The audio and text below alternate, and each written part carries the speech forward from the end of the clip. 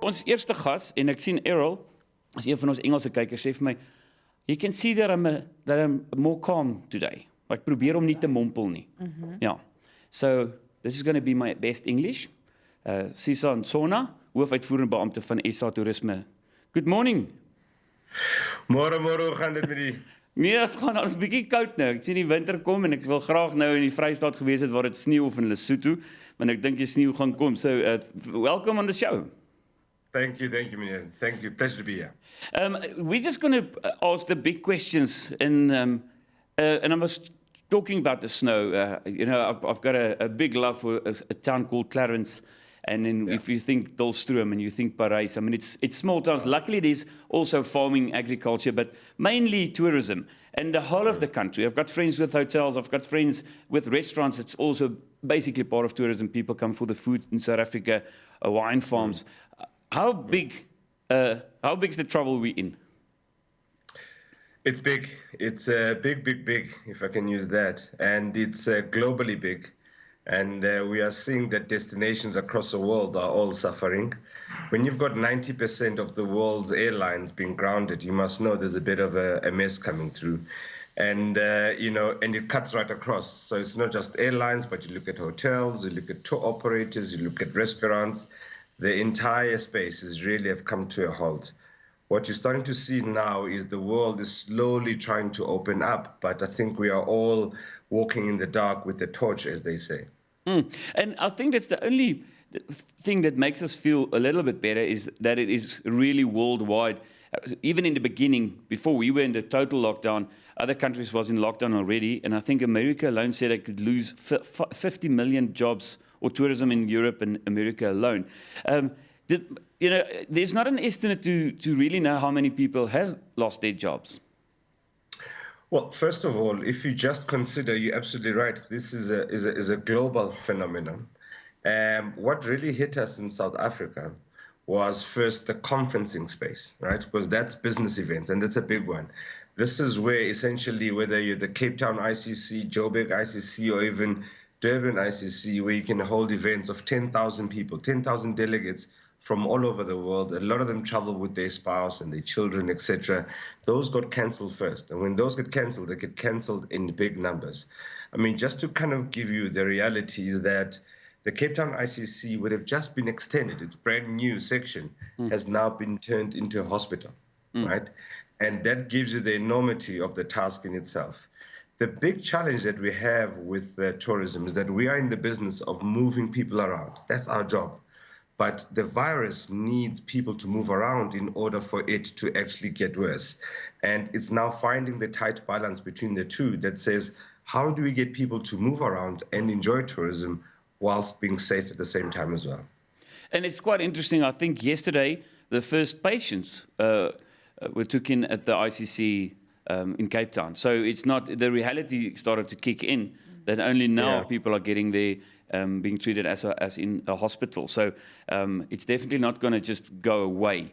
So you think something like cash flow could save guys? And guys with no cash flow, I mean, 2 months, 3 months, and we can't see it opening up very soon. A lot of guys are going to close down. Do you have any stats on that, or is it like daily? Yeah. Well, first of all, is that, when we did the initial survey at the beginning of the lockdown, end March, on average, and I'm talking big and small here, they had probably about a month and a half worth of cash flow in order to keep the operations going. We are way past that month and a half. And what you're starting to see a lot of pain coming through the sector. Let me give an example. You've seen even the likes of Sun International, which is a listed entity. They've closed down permanently 2 casinos, for example, right? Then you're starting to see even the smaller players. These are the moms and pubs that are just not visible to everybody, but are, kind of under pressure in that regard. Now, where we are at is that the industry also did not sit back. They also were proactive because in the beginning, if you looked at it, tourism was rated a level 1 risk activity, which basically means that it was only allowed to operate when the country reached level 1. Those days were still at level 5 and level 4.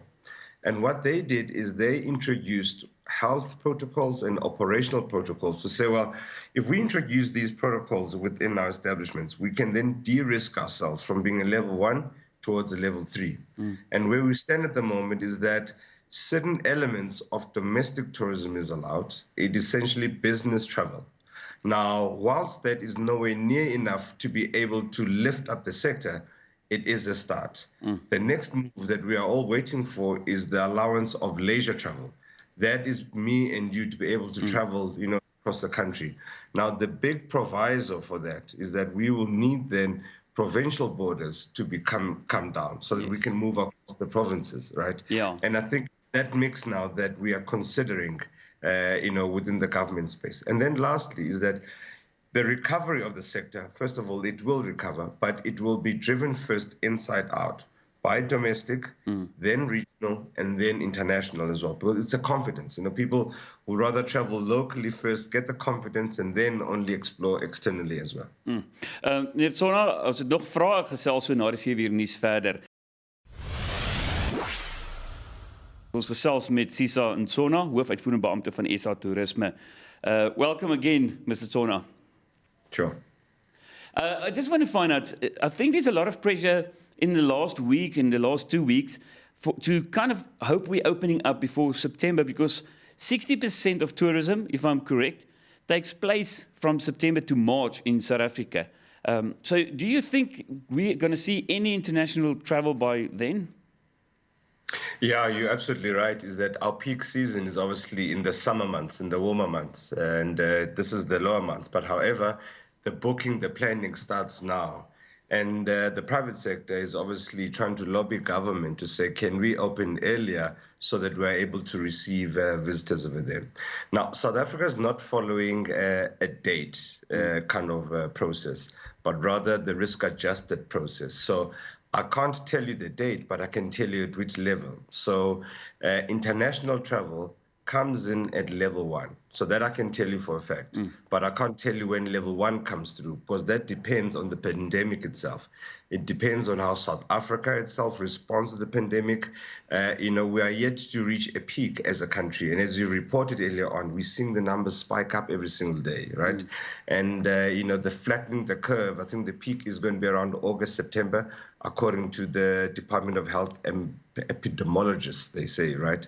And at the same time, it also depends on how our source markets, the important markets to us, and I'm talking here most of Europe, the UK, and I'm talking the US as an example, because they will also need to manage the pandemic from their side. So when we open up our borders, we are comfortable with bringing them into the country because they don't bring unnecessary risk. Now, we've seen how spectacularly sometimes these pandemics have been managed in those countries, and we just need to observe and look and make sure that, we find the right timing to bring them in as well. And then some of the hard questions that was asked, and there was a lot of unhappy people, but if we look at the turnover of tourism per month, we're talking, it's a couple of billion.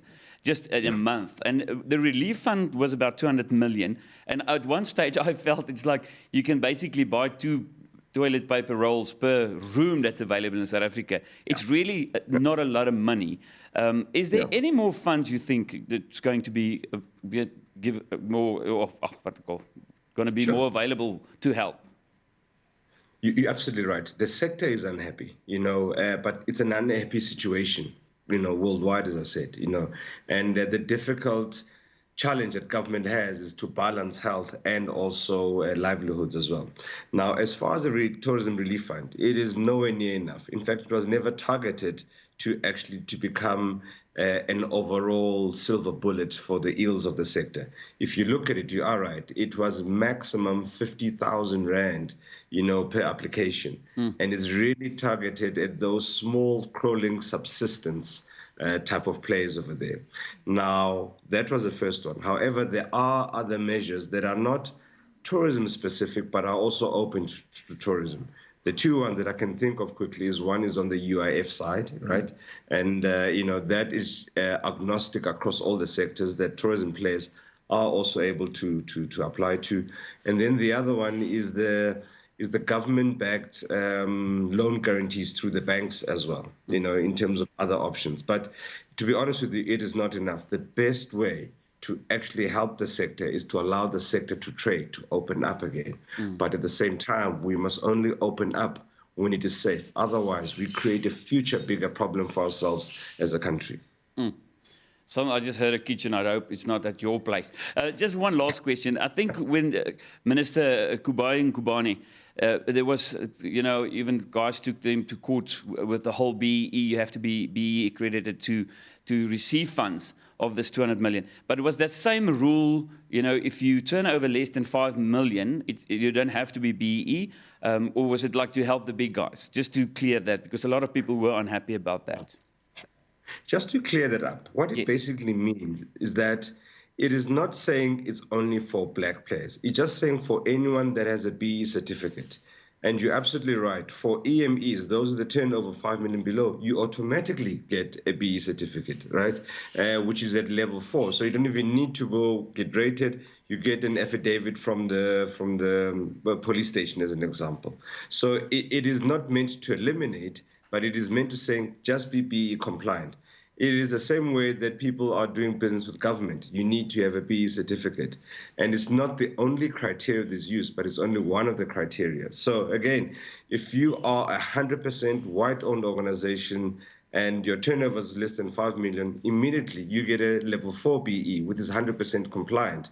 I think sometimes it is the way these things get communicated out there that actually start to have an undue effect. And I think people must really get the facts, and we must keep talking, and not being optimistic to nee, wat kan ek die Engels onthou nie? Opportunistic. Yeah, opportunistic. To misuse things, because we all need each other more than ever. Baie dankie, Mr. Ntshona. I'm really glad I'm not in your seat. I think it's going to be a tough year, and it's good to see you still smiling.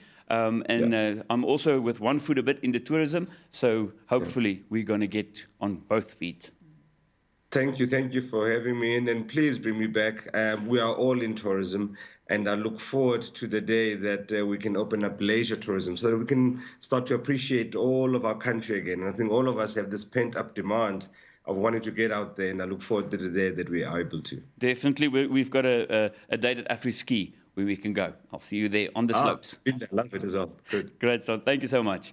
En dit is hoofuitvoerende beampte van SA Toerisme, Sisa Ntshona. So ek weet, baie chaos in daai bedryf.